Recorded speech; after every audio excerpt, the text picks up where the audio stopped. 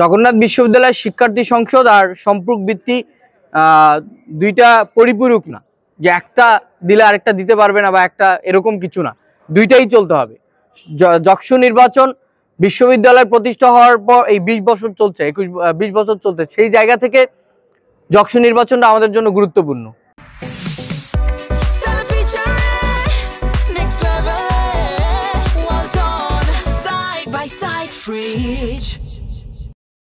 আমরা দেখি যে অন্যান্য বিশ্ববিদ্যালয়ের ছাত্র সংসদ নির্বাচন হয় এবং আপনারা দেখেন যে এটার যে প্রভাবটা কতখানি পড়ে।